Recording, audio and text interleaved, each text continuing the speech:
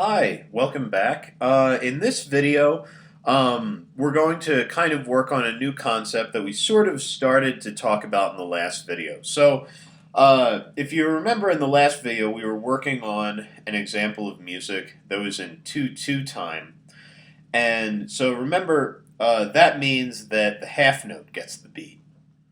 So we had an exercise, I think it was, we had two half notes, then a whole note. Get rid of that.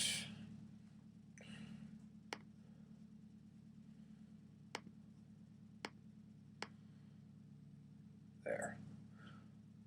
Okay. So we had two half notes, then we had a whole note, then I think we had quarter note, half note. And if you remember, we were mainly talking about this measure towards the end of that video. Because if we write in our numbers, let's do this in yellow. If we write in our numbers below these notes 4/2/2 time, we're going to play this on beat 1. It's really annoying. We're going to play this on beat 1, and then we're going to play this half note on beat 2. But remember, we had been talking about how we've got this note that's in between beats 1 and 2. So if we are playing this note on a downbeat, and we're playing this note on a downbeat as well, then this note happens on an upbeat. And this is review. We went through this in the last video. So, and if you're still having trouble with this, I'll probably I'm going to post probably the next bunch of videos is all going to be about this kind of concept of having an upbeat. But right now, I want to sort of introduce you to a new concept, and I'm going to start out by posing a question. If we were in 4/4 time, so let me write another example below it. So just divide this. So if we were in 4/4 time, so I'll write this 4/4. What would this same exercise, I guess, or this same piece of music look like if we were going to write it in 4/4 time? So I guess what I'm asking is how beats 1 and beats 2 line up. So what we want to make sure we have is every time we have a beat in 2/2 time, so this is beats 1, or sec. So this is beat 1, this is beat 2 right there. And then this happens on beat 1 and holds through beat 2.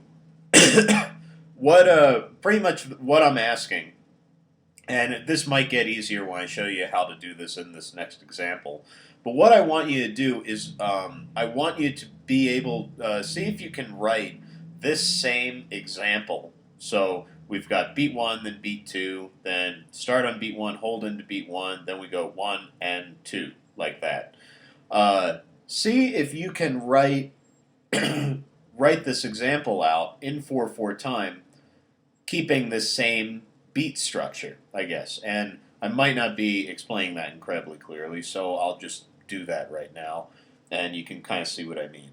So right here, we'll play on the first beat. So in 4/4 time, we're going to play on the first beat, and we're only going to hold it for one beat. So this is going to get a quarter note like that, and we play it on beat 1. Then what happens? Well, the same thing. The second beat in the piece of music, we're going to play one beat. One beat in 2/2 time is a half note. So on beat 2 of this entire piece, we're going to play this half note right here. So in 4/4 time,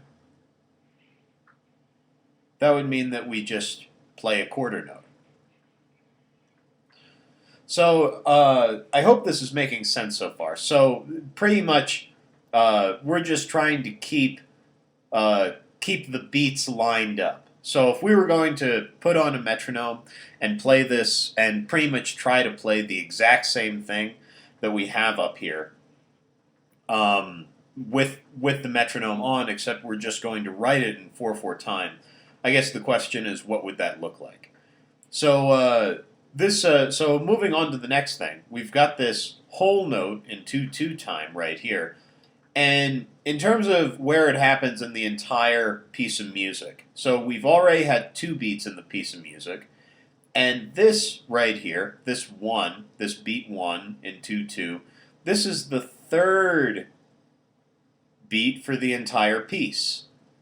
So this in 4/4 time is going to be beat 3, and this is still beat 3 of the entire piece of music down here. And in 2/2 time, what do? Well, we start it on this beat 1, and we hold it into this beat 2, and in 2/2 time, it'll get 2 beats. So let's just make it in 4/4 time, get 2 beats. And we'll write in a half note, like that. And we start it on beat 3 of this measure of 4/4, and we hold it into beat 4. And that's our first measure of 4/4 time. Now,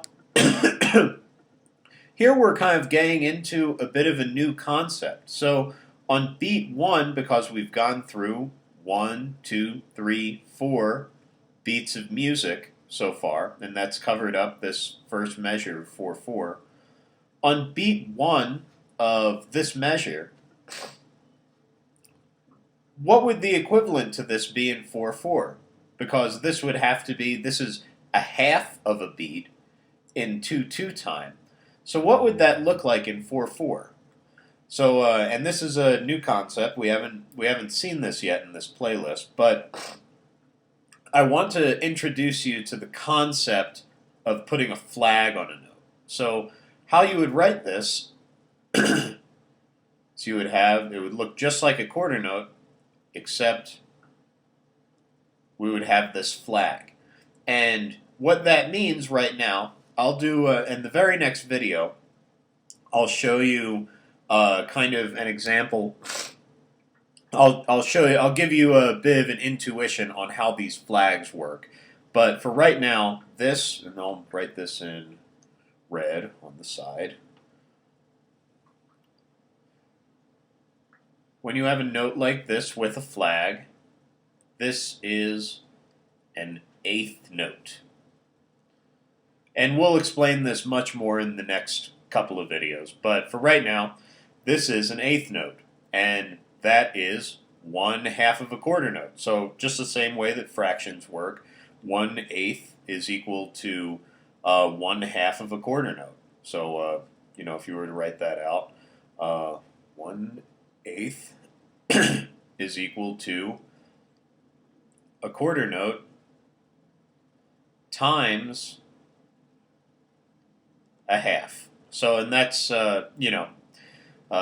I guess if that gives you a bit of a mathematical intuition, if you're a mathematics person. If you're not,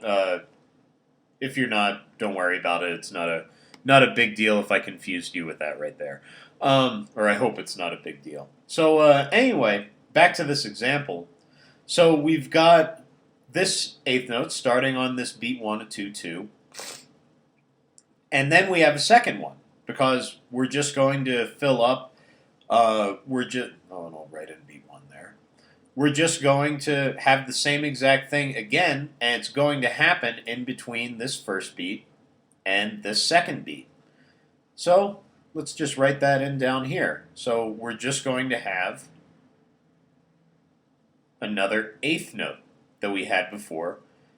And we're not going to write a beat in under it. Maybe we'll write, sometimes people write an up arrow like that to kind of remind them. And then actually, you know what? I'll continue this in the next video because I'm pretty much out of time. I'll see you soon.